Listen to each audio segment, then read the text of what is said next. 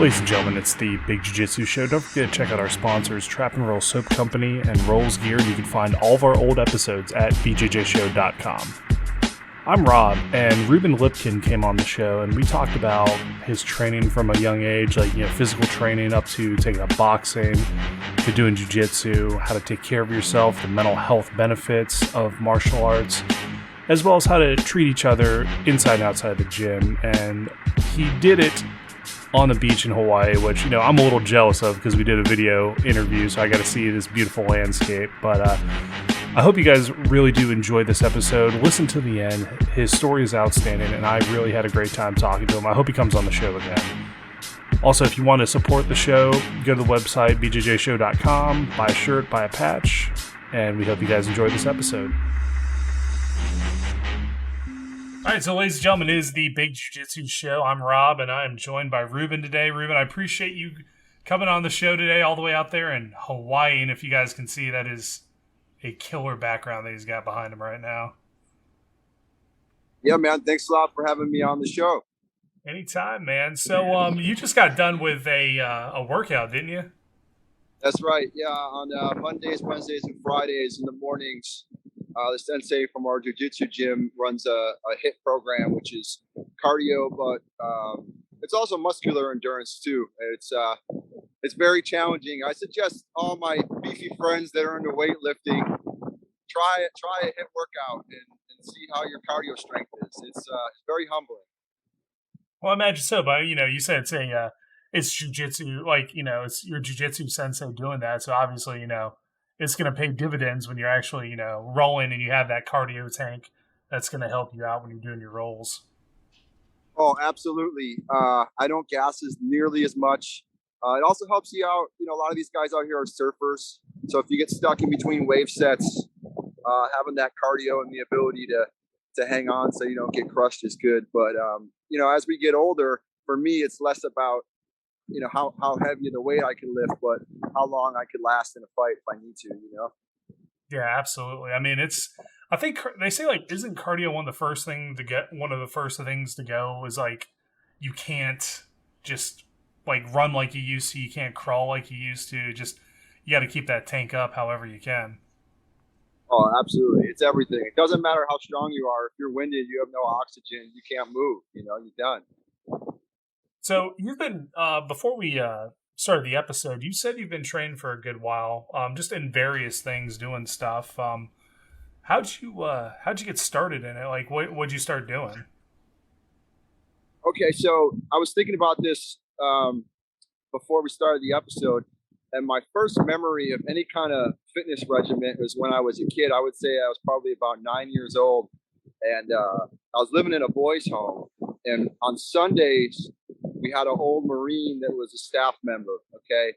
And he would come in, and every other day was different, but on Sundays, he would,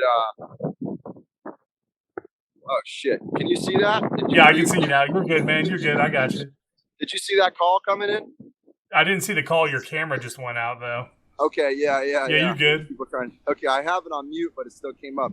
So anyways, this guy was an old vet. He was a Marine. And he had a regiment that we would do. We would get up, we would make our bed, we would do push-ups, we would do sit-ups, we would do cleaning chores. And then afterwards, he would take us out to lunch, he's a really good guy. And so that kind of routine and structure and emphasis on, the push-ups and the pull-ups, I think that was my earliest memory of any kind of actual training regimen. Sometimes if it was nice out, we'd go to the park and, not really a park, but a little field area, and we do some cardio, sprints, things like that, Yeah, I'm familiar with the routine. Wherever there is open space, that's a place you can work out. That just seemed to be the story of my life for a good 10 to 12 years of just oh, dude, we don't need a gym. We got this perfectly good area of grass. You can work out here. Right, right. Yeah. And after that, it was pretty much just like, I did a little bit of little league soccer. And then it was mostly skateboarding was my only physical activity.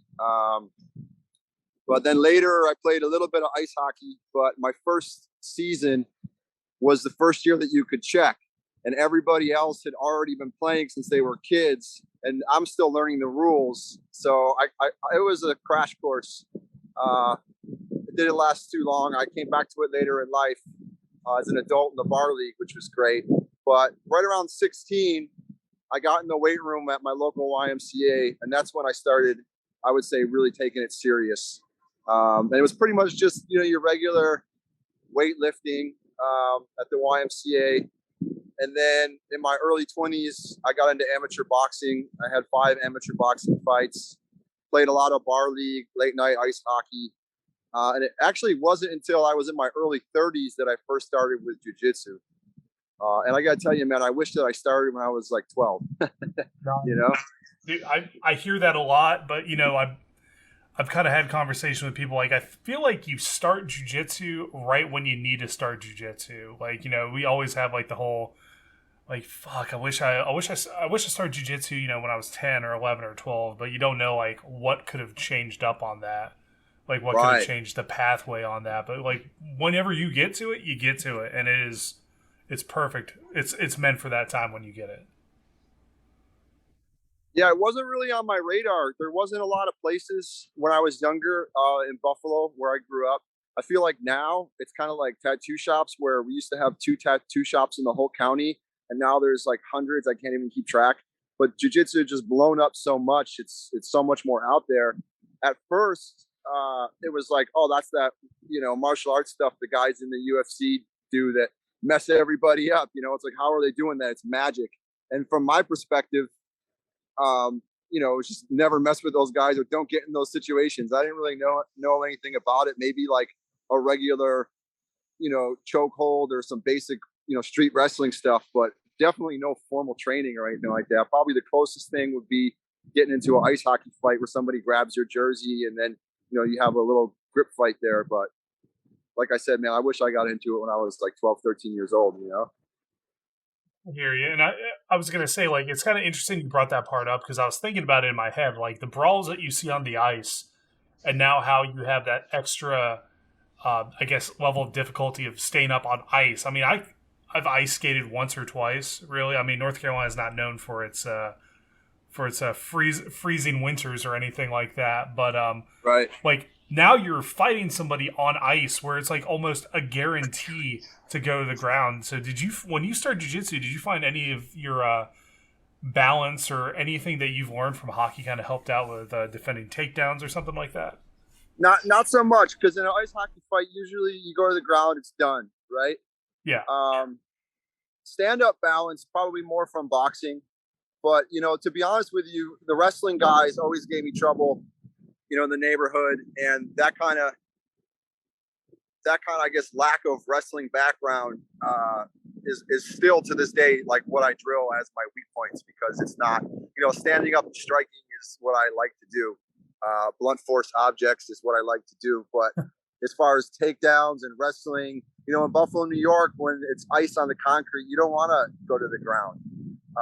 But learning that stuff later, in my 30s, it's a challenge. And again, man, if you got kids out there, I think they should start real early, 12, 13, maybe even some of them start earlier, Yeah, they're terrifying when they're that young too. Like I was laughing at my first tournament, saw like the kids division, and it was just scary. Like I'm glad they're not my size. They just pick it up, just like a sponge. They just get it all and just make it work for them. Yeah. But right on, man. So with doing it in your 30s, I know everybody kind of trains for different reasons, and some people train for self-defense, some people want to compete, some people do it for a good hobby, just whatever it is. Like, what was the initial, I guess, attraction to the sport versus like what you do now? Because I've heard some places say like, you go there for your reasons and then you stay for something completely different. Okay, so my first, other than watching it on UFC and having, I guess, like the basic awareness of, the Gracie lineage and seeing things like arm bars and understanding that David can beat Goliath with proper technique. I knew about that with my buddies from watching the fights, but I had never actually experienced it personally or felt pressure or tried it. And one of my friends, Hoya, he did an open roll charity event in New York City at Clockwork Jiu Jitsu. And I went to it just to check it out and see what it was all about. And I have some friends that are high level, black belt in jiu-jitsu and judo. And they showed me things like, being mounted and high mount and pressure and, different submissions. And automatically it was like, okay, this is crazy. I instantly felt like I was useless, even though at that time I was like 6'1", 240, doing a lot of strongman lifting. But once I had felt pressure like that I had never experienced in my entire life, it was very humbling. I felt completely useless. I couldn't do anything about it. The more I resisted, the more strength I tried to use, the worse it got. The only thing I could say is I felt like I was in quicksand. And so from that point, it kind of just triggered something in my mind that I have to learn at least a basic competency in this art form. So that was really what set it off. And I gotta give props to Hoya for that event and my bro Danny Damage out in the Bay Area, and my buddy Jared, who has a school, BJJ United, in the Philadelphia area. So those guys were the guys that really, I guess, kind of opened my eyes to what the martial art was really all about, and how devastating and scary it is too. Because at that event we had gi, we had no gi, and some guys were just in hoodies demonstrating, I guess what you might call street self-defense, but it was really an eye-opening experience, and that's what set the whole thing off for me right there. It's really cool that you got to experience all that in one place, and especially like the first little bit of doing jiu-jitsu, it is legitimately almost like quicksand, where you're just getting beat up constantly and just going in, like on the way into driving or walking to your gym, you're like, why did I choose to do this? Like, what kind of hobby is this? Why am I? Right. Yeah. So this was a seminar, and I wasn't like going to a school regularly at that point. Like this, the spark with the flame, and I was excited, but at that time I was traveling a lot, playing a lot of music, and not in an area on a consistent schedule where I could go. So it wasn't for a couple years after that until I started doing something on any kind of regularity. And that's when I noticed that, it really takes a hell of a long time to get anywhere near just basic decent at this, It's cool that it does take that long. It's like, I don't know. I've made comparisons to skateboarding because I skated. I was not very good at it, but still, like, it's something that for the longest time you try to perfect one thing. And then you're like, okay, I feel like I'm pretty good at it, but there's more you can do with it.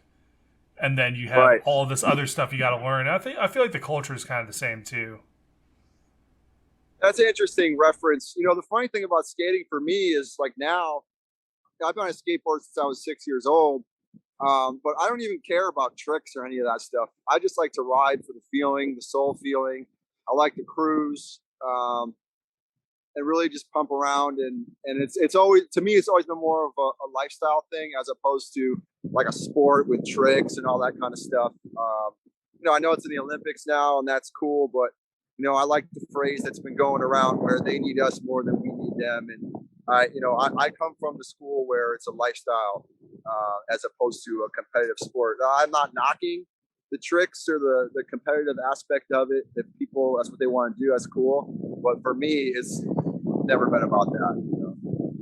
Yeah, well, I mean, I will say this: like jiu-jitsu, man, if you fall on a skateboard when you're like 10 or 11, it's a hell of a lot easier to get back up and keep trying. And I think the martial art is like that too. So a lot of people out there that may be a little bit intimidated, maybe they're older, they never did it before, they want to try it. I still think that everyone should try it, but you should do your due diligence on where you go, because let me tell you, having traveled and dropped in at a bunch of different places and lived in different states, not all schools are equal.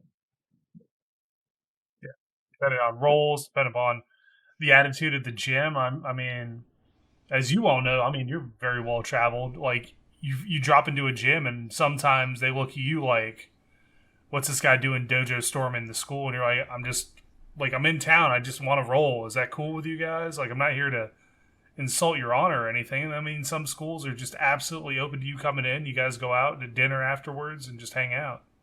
Right, right. And other places, the number one thing I look for first is hygiene. How clean is it? How clean are the other people coming in to roll? Is there a shower there? That kind of stuff. And then from there, what I'm really looking for is the attitude. Like, if I'm on the road touring and I have a show to play, I don't need to go in to the Wolves Den and not be able to walk for 3 days. Or if it's a competition school and there's guys that just want to fuck you up because you're in their area. Like, I was in my young 20s and in the boxing gym, we had our wars, and guys would come spar and we would go spar. And, those sparring sessions were actually harder than any fight I ever had. But at this point, being almost 40 with 2 herniated discs, I'm really just about learning it, because I still got it if I need it, but I save that extra for life and death. And I don't, that's why I really, where I'm at now is great, because it's mostly higher belts. And I feel like a lot of the higher belts, your purple, brown, black belts, those are the guys I love to roll with, because it's always going to be hard. It's always going to be challenging, but I feel that they have a lot more control to where I'm less likely to get injured. That's something else. If you're new and you're going to check it out, be a little bit cautious of a white and a blue belt that's, spazzing, or maybe has a chip on their shoulder or something to prove, or, that kind of thing. Yeah. I mean, you're absolutely right with looking around, kind of shopping around for your gyms and stuff. And I mean, like you said, me training in my 20s is way different than me training now. Like, my rotator cuffs are done. I mean, like, you can just tell me you're going to do a key lock on me and I'll submit. Like, I'll tap, because that's it for me. But that all stemmed from being younger and being like, yeah, let's do this. Let's just bang it out real good. Like, have just an absolute terrible match where we're trying to just beat each other up. And then, the older guys are like, hey guys, you're going to pay for that when you're older. And sure enough, they were right. But we have places to go during the day. Like, we have jobs, we have families, we have commitments and all sorts of stuff. I mean, unless you're doing this full time or you're a full time fighter, I don't think there's a lot of room for getting beat up like that. Like you said, you have higher belts that are going to be able to control that type of match that you have with those people, that, they'll be able to control you. They'll be able to set the pace. They'll be able to slow down, speed it up, whatever they want to do. And then very rarely do you get injured in that type of situation. That's true. If someone touches my foot now, I tap. I don't care. I want to walk. I want to skate.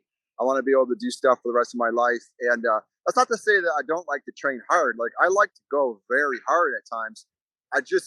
There's guys out there that you can learn from, and you can grow with. And then there's people that are kind of jerks and they don't care if they injure you. And to me, that's not the environment that I'm interested in working with. Also, the other thing is, people should realize, maybe they don't say this enough, it's okay to say that you're going to sit out this round and not roll with every person at the gym. It's there, where I'm at is a small, we don't have a large membership like some mainland gyms do. But if there's a guy that you're not feeling, or a woman, whatever, just say no. Say, not this time, buddy, or maybe another time. You don't have to say yes. The other thing I would tell people to look out for, at least just I'll speak from my own personal experience with everything going on now, is there's a difference between, and I didn't know this, you probably laugh at me, but when someone says no politics, there's a difference between jiu-jitsu politics and then the political climate going on in the world right now. Now, everyone listening is probably going to say, well, duh. Well, I didn't know that. Nobody told me that. So as far as I'm concerned, I treat other people the way I want to be treated, but I have zero interest in anybody's political beliefs. I go to the gym to train. I go to I have an overactive brain. It's constantly running. I go to the gym to slow it down for my mental health. I'm not interested in social media campaigns or, to me, if a gym is infusing their political opinions in their social media, get the fuck out of there. Because that's not, to me, training should be for anybody. You check your ego at the door, you give respect, you get it, you treat others the way you want to be treated. But to me, that's a major, major, major red flag if they're basically using their students as social media or political advertising campaign. That's not to say I don't enjoy, a little bit of like team photos or stuff that's fun based, but there should be no politics involved in that, Sad because, like you're saying, you do it for mental health. That should be a place that you don't have to worry about. Like in the middle of the roll, I forget about a ton of shit. Like everything's good in the world because some guy's trying to strangle me. It's weird to say that, but it's just the way it is. But yeah, no, it's no matter a belief. Like as long as everybody adheres to the everybody's a human. Treat them like a human being. Treat them with dignity. Treat them with respect. Treat them, as you would, like you said, as you want to be treated. Right. All those politic conversations shouldn't be. That shouldn't even be a thing. And I'm right. And I'm sorry. I agree. I'm not right. I'm just saying, like, you're right. If somebody is putting their own political spin on whatever they're doing, nah, that's not the place to be training.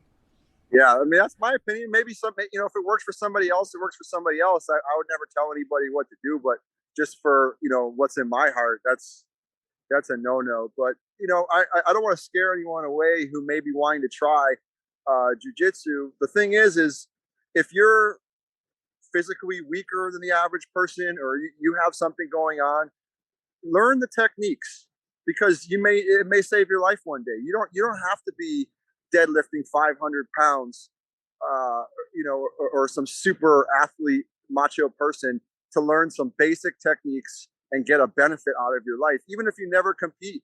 You go to classes.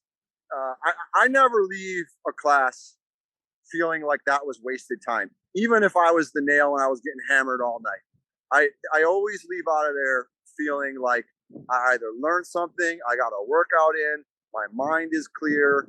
And if you learn one or two techniques and you get a benefit out of it, that's great. You don't have to be, super fight champion or whatever to enjoy the martial art. I think everyone should try it. Just do your due diligence and maybe, find a good environment that's going to work for you. And, maybe invest a little bit and do a one-on-one with the owner and interview him, talk to him, get to know him, see what it's like. Go sit in. Just because you're a beginner and it can be intimidating to go into an environment where everyone else is advanced, you still have to advocate for yourself. And, anyway, that's my little speech. No, dude, I like it, man. I agree with a lot of it, and I think it's pretty dope because I think that's something a lot of people need to realize as well. Like, we talked about the political politics, everything, like, the climate of today. But like the gym politics too, like I generally try to steer clear of places that, like, some places are very against cross training. I'm not a huge fan of places like that. Or, I mean, I understand somewhat of it, but at the same time, like, it's supposed to be a community. It's supposed to be bringing people together and stuff like that. So, like, I'd prefer to be in a place where, like, you go to a different gym, they're like, oh, hey, what's up, Rob? Or, somebody you've been training with forever, and they're just at a different gym at that point. So it should be, like you said, it's community. It's a place where people need to feel welcome. And yeah, it's intimidating, but I feel like the more you have of a welcoming environment, the better it's going to be for newcomers. Yeah, I got to say too, man, it's kind of the opposite of my boxing experience, because my boxing experience was like kind of like a prison yard where, the camps are racially segregated, and, if someone comes in to spar, or even like if you got multiple people under different coaches in the same gym, it's war. It's respectful and it's civil, and you can be cool with people. But if you go into someone else's boxing gym, or they're coming into your gym, motherfuckers are trying to kill you. Especially me being a white Jewish guy with a black Muslim coach. and our environment was either Puerto Ricans, and then African American or the black guys would have their camps, and there's some Irish white guys, but I was the odd guy out, so no one wants to get beat by the other race. You know what I mean? And for those who are listening that don't really understand the way the world works, it's not a racist thing. It's just the environment of the gym. You know what I mean? Whereas with jiu-jitsu, it's way more friendly, I feel like. Now, people are still fierce and competitive, but it's less. I don't know. I don't know if I'm doing a good job of explaining it, but it's a very different feel for me. I don't really have the desire to go back in and bang it out and war it out, in boxing gyms. I still love hitting the bag and hitting pads and keeping the sword sharp and everything like that. But I'm glad I got to experience that environment, in my 20s. But now I'm about to be 40. I'm good with jiu-jitsu and just hitting the heavy bag a couple of times a week. No, it makes sense. It does make sense. I mean, and I guess looping back to what we were saying before about you have matches with higher belts, people who can control it. You can have those intense matches, but it goes back to like where they will be able to keep you safe and kind of minimize that risk of injury or overdoing it or something along those lines. Like, right. It's like you said, it's the white belt. I've gotten more injuries as a white belt total than like blue through brown. It's ridiculous. Right. Well, so with the boxing, man, you don't play it, right? Like you're trying to knock the other person unconscious. With jiu-jitsu, there's a tap. There's no tap in boxing. So ironically, I wish I knew jiu-jitsu more. When I was a knucklehead in the neighborhood, because there's a lot of advantages of putting someone in a submission and then de-escalating the situation. I mean, you knock somebody out in the concrete, there's just all kinds of problems that could come with that maybe if you knew a little bit of jiu-jitsu would save you a lot of trouble. I think, I agree with that. I think also a lot of social problems might be able to be fixed with that too, because I feel like one of the big things that jiu-jitsu does teach is de-escalation in a sense as well, where like, I bump into somebody in the bar on accident and spill their drink. It's a lot easier to buy somebody a beer and be like, hey man, I'm sorry, that was my bad. Like, you can humble yourself and not be like, hey bro, why don't you watch out? Like, watch out where I'm going. And then you get in a fight and then like bad shit happens. Like, just chill out and then be like, hey man, let me get you a beer. And hopefully that, solves the problem. It's like mental jiu-jitsu, I guess. Right. Well, guys don't know it and they're in a bar and they're drunk. And, I had the doorman firm for years and years and years. I saw it every night, especially in Buffalo when it's the winter time and there's glaciers of ice on the streets.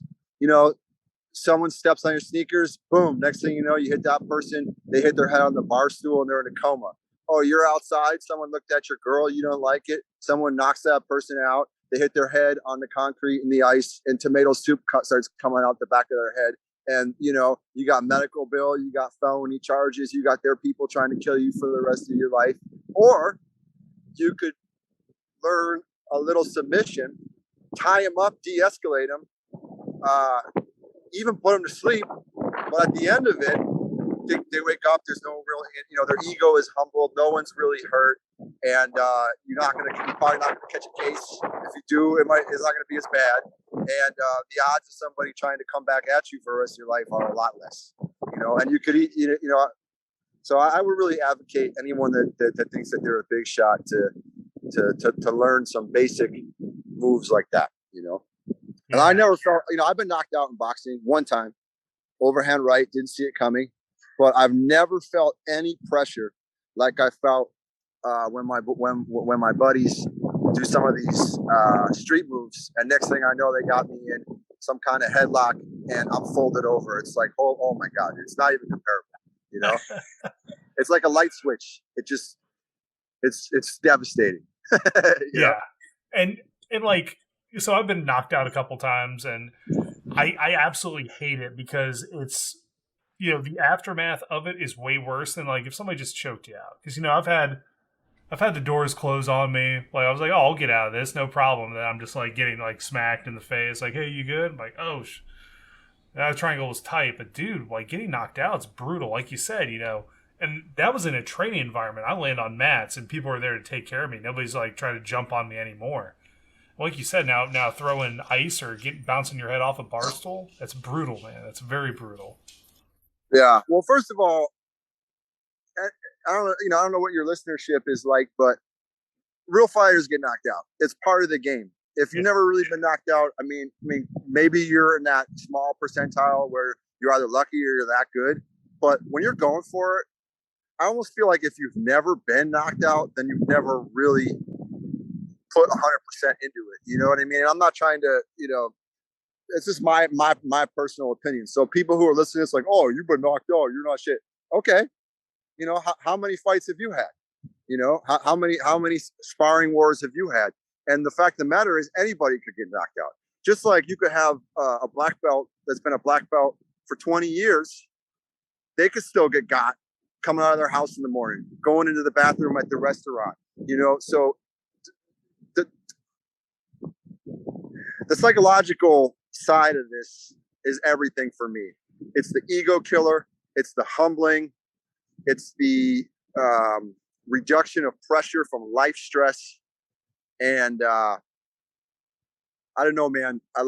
Like I said, I wish that I got this type of training and psychological development much earlier in life. To a certain degree, the discipline from boxing is there too, but it is kind of different. I didn't feel as humbled as I feel by jujitsu. But boxing sparring and jujitsu rolling, I will say, for me, have the same mental health benefit as far as being able to kind of clear out my brain. If you think about it like a computer that's running low on memory, or if you're multitasking things, or you got, like, let's say, like your mental health is a sponge, right? And you put it under the faucet and you turn the water on, and it's going to absorb and absorb, but then it's going to get to a point where it's soaked and the water is just dripping through as if it's not there. And that's kind of what happens to my brain, where it doesn't slow down, and I become hyper focused on layers and layers of life stress and unknown variables. There's a lot of relief to that there. It slows it down, and 5% of the time, there's still a few moments, but for the most part, I'm only focused. The only time in my life where I'm like this, even on stage, I'll be like thinking about, I have to go to Home Depot tomorrow. You know what I mean? It's crazy. I can't turn my brain off. But with the jiu-jitsu training and boxing training, it's the only time where I can actually slow it down for 95% of the time and get a little bit of not an athlete. If you don't fashion yourself as someone who's a fighter or a martial artist, but you're having mental health problems, whatever it is, if it's a hit, if it's a boxing program, even if it's one of these fitness classes, just start sweating, man. Just start doing something that takes your mind off of whatever it is that's bogging you down. And at the end of the day, the worst thing you're doing is something good for your body physically. Yeah, absolutely. So touching back on that, I know you said, like, you're up on stage. You said, like, your brain doesn't shut off, kind of hyper focuses on stuff. Outside of kind of just shutting it down, have you noticed any other like real changes in your mental health after doing more training, like more jujitsu, more boxing, more like just anything in general, like maybe like Yeah. reactions to certain events or stuff like that? Um, two big things. One, over the last couple of years, with the climate of everything happening, we got all this different political stuff and a pandemic, and in my opinion, we have an economic pandemic going on right now, which is worse than the COVID pandemic, and we have a social media pandemic going on right now, which is doing unknown damage on, in my opinion, a really scary level. But for me, it helps me break all that crap down and look at everyone in the room as a human being. And it kind of forces me to figure out a way to be civil and respectful to people who have completely different ideologies than me. And, maybe a critic of that thought would say, well, you're being a centrist and you're not being true to what you believe. But I'm not like a philosophical guy like that. I'm kind of a realist. And, if I'm walking down the street and there's 20 people, I'm not going to like, I don't know. We all have to figure out how to get through our days, and we all have to figure out how to make our lives the best that they can be. And I'm not saying don't have your beliefs and don't stand by them, but be able to control yourself and be able to conduct yourself in a respectful manner. Don't let other people change the way you conduct yourself. That's actually a topic we could bring up maybe later with your buddy. I want to talk to you about law enforcement. But the other big thing that I want to recommend to anybody listening to this is don't play yourself. Okay. So for 1 week, write down everything you eat, because the nutrition side, especially as we get older, you're in your young 20s, you can do whatever you want, but it's better to get in a good habit structure now at that point. What you eat, your body is almost more important than how many workouts I do or how many sets I rep or whatever. So understanding your body, understanding basic nutrition. I suggest everybody does an elimination diet, because for me, I didn't even realize that there's a couple foods that I was eating that was irritating the hell out of my stomach and causing all kinds of digestive and inflammatory responses. And once I did that and figured out, we have baseline general nutrition of things that everyone should eat for general maintenance, and then you can kind of customize it with this elimination diet to figure out what may irritate you. Because the fact of the matter is that the food that we have available to us in this country, in my opinion, like 80% of it is not even considered food. So educate yourself, figure out what's in what you're eating. You wouldn't buy a Lamborghini and put siphon lawnmower gas from last season and put it in there, right? So we got to take care of ourselves that way. We got to get enough rest. I know a lot of military guys, you get the job done, and respect to that. But if you're home in general, you got to get that 7-8 hours, and it's got to be real sleep.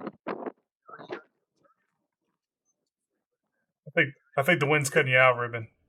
Shit, sorry. Oh no, you're good, man. Got me now? Yeah, I got you now. I think that's better.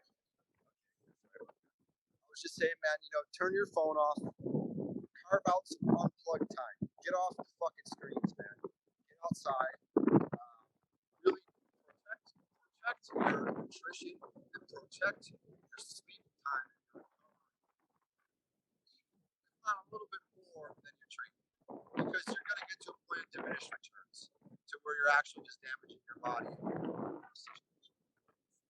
And so if you're under 25, yeah, you're going to get away with it. But get in the good habit now, because then by the time you're 40, we tell you, being out here in Hawaii, man, I've never seen so many people age 50 to 80 killing it. I mean, our sensei, I'm not going to say how old he is because that would be disrespectful, but let's just say he's up there.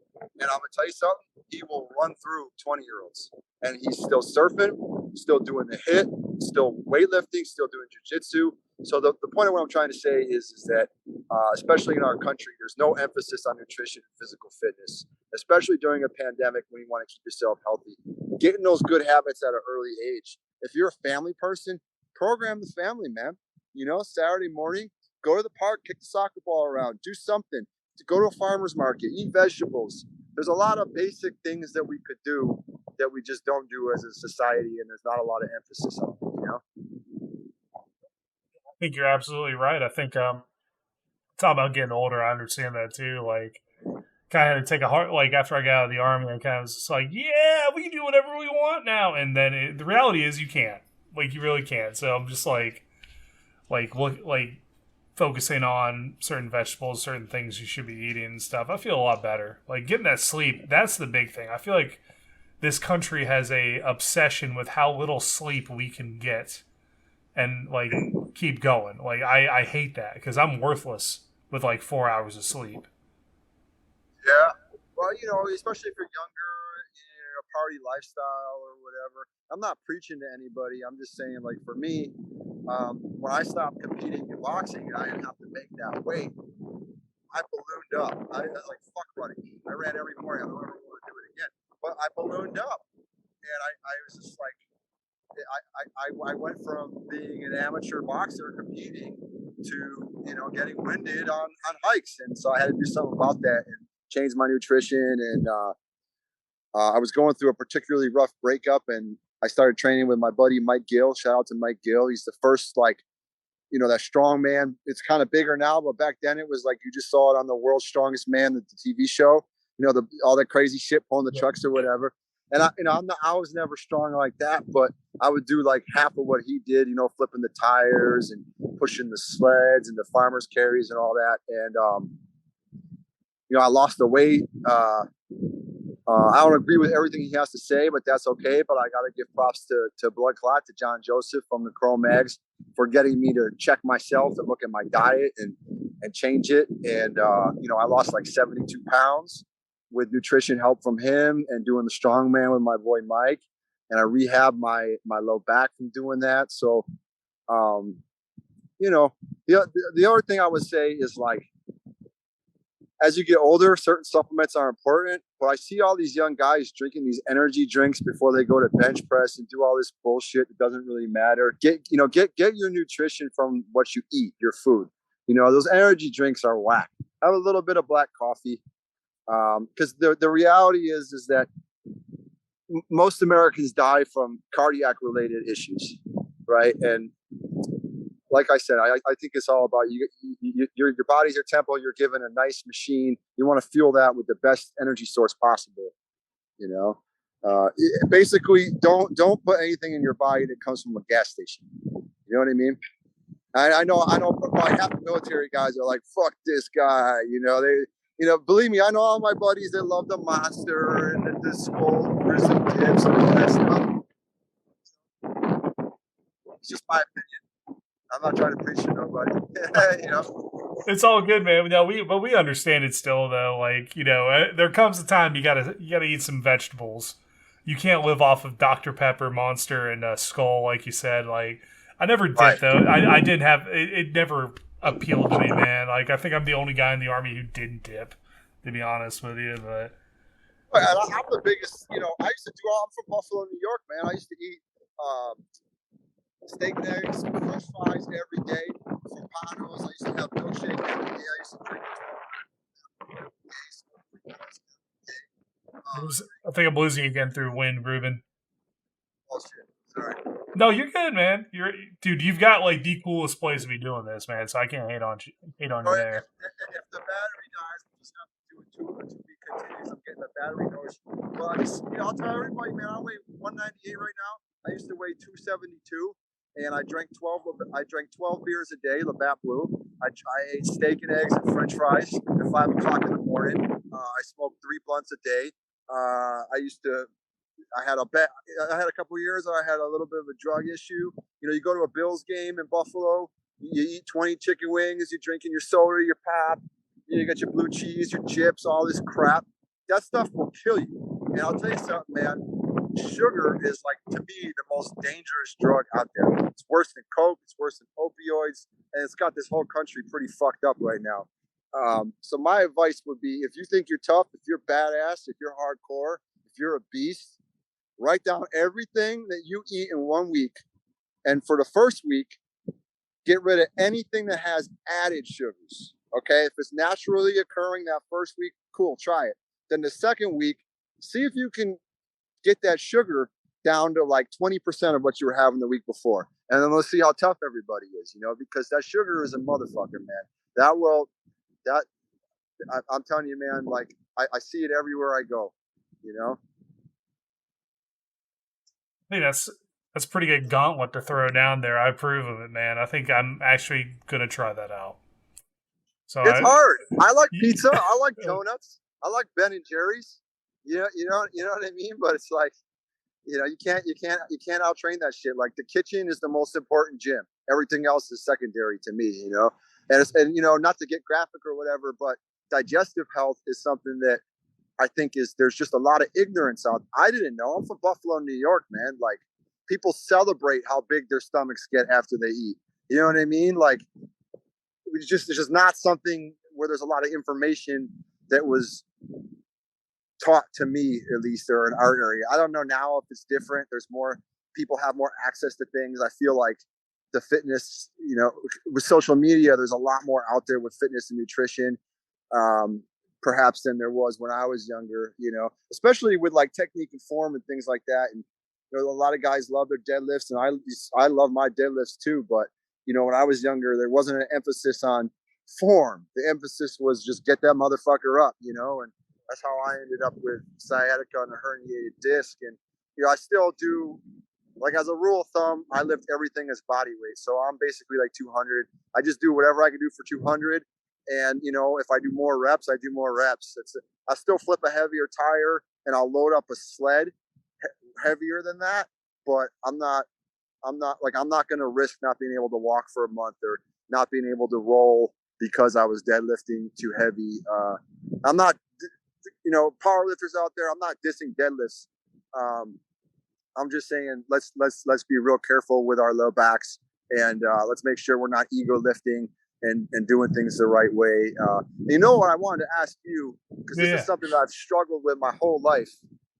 How do you, and maybe other people could chime in or comment on this episode or whatever, how do you lift heavy? And then the next couple of days, when you get that delayed onset of muscle soreness, then you want to roll and be athletic and be fast. Like, I see these guys that can lift super heavy, and then like the next day or two, they're still very athletic and rolling. To me, I was never able to do that. Like, my body got crushed after heavy lifting, and I needed like 5 days recovery.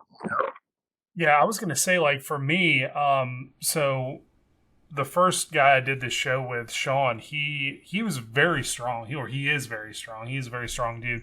And he would lift really hard during lunch and then roll that night and then lift again the next day and roll that night. He would do this for the whole week.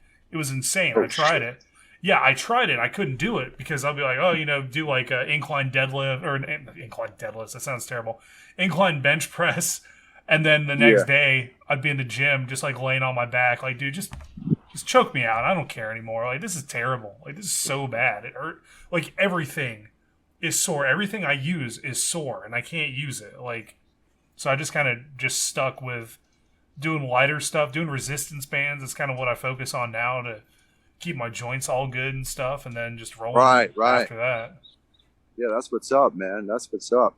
Yeah, it's funny because it's a different thing. Like, if I go for a month and I just do like hypertrophy bodybuilding every other day, you look real good. And it's, I feel good. It's healthy. It's easy on my joints. If I go roll hard, I hit like 6-7 rounds after an hour of technique. My body is smashed. And I think, like, for the other thing I will give as a little bit of advice is to check that recovery. And, maybe you're better off only working out 3 times a week as opposed to 6 for a little while. Or if it's been like, if you're going 5 days a week for a month or 2 months or 3 months, maybe just take a week off. And that's not sit around and eat ice cream for a week. Maybe you ride a bike or you go for a walk or you swim, that kind of stuff. But it's okay to kind of, like, as we get older, shift the focus to long-term health.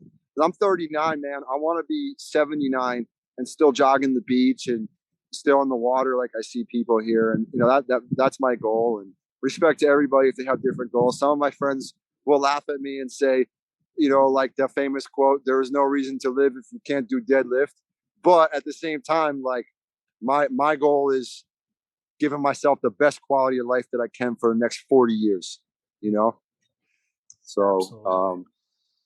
But yeah, also, man, one thing that my sensei brought up the other night in class that I want to share with you guys is regarding the mental health portion, is that it is okay to not feel okay. But what we got to do is you got to speak up, man. And it doesn't mean publicly in class if you're uncomfortable, but pull someone aside, pull your sensei aside, book a one-on-one. Don't hold shit inside. Especially, this is going out to all my first responder people. Do not hold that shit inside, because it's going to eat you alive, and it's going to eventually manifest itself in an involuntary way. It's going to cause a lot of harm.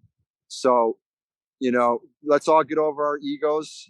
I know, especially as men, we don't like to admit that maybe we need a little bit of help or we're feeling weak or something like that. But we got to evolve from that mentality. I'm not saying that we need to turn into a hypersensitive participation trophy, everyone is amazing kind of thing. But at the same time, it's okay it's very unhealthy to bottle everything and keep it inside. You got to find a way that you can kind of relieve yourself of whatever's going on. Because the reality is there's nothing new under the sun, man. Whatever you're going through, chances are somebody else is going through it and they may be able to help you get through it. You know what I mean? Absolutely. I think those are wise words, man. I think more people should listen to them. Those are really good points. Like, it's okay to, like you said, it's okay to say that you're not all right. It doesn't have to be a public thing where you're just like, hey, everybody, not good. But you can tell certain people, hopefully, that, you trust that, you're not doing all right. But I think more people should take that advice, man. I think that's solid advice. Yeah, right on, bro. Well, you know what, bud? My phone is going to die. I'd like to shout out a few people. Yeah, go for it, man. And I really appreciate you having me on here. This is like the first time I'd ever really talked about, any kind of training I've done. And it was kind of cool to just share with you. Maybe we'll do it again sometime with your buddy or whatever. But I got to shout out everyone at the Northwest Buffalo Community Center, the boxing program, my friend, Coach Don Patterson, and Nate Keith, XL Holmes, Lionel Thompson, my buddy Joe got me in there. I got a shout out where I'm at now, Sunset Beach Jiu Jitsu and Coach JD, and everyone there is incredible. I got some buddies in Texas that I was rolling with. My boy Adam, my buddy Luke is a great guy out there. My buddy Ian, Mike Gill, my boy Drew, box star in Buffalo, and to everybody listening. On that hygiene tip, I'm going to end it like this. Get you some of that Trap and Roll soap. Do me a favor. If you're coming to the gym from work, take a shower. At least brush your teeth, man. You know what I mean? If you're wearing last night's cologne, get that shit off of you. Cut your nails. No Freddy Kruegers. Wash your damn gi and wash your belt and clean your feet. And, don't spray a little Tenactin now and again. We appreciate it. Our families appreciate it. And that's it, man. One love. Peace to everybody. Reuben, thank you so much for coming on, man. We definitely need to do this again. And, dude, it's been a blast. Thanks for telling us about your story, man. My pleasure, Rob. Big up to you, man. Have a good one. You too, man.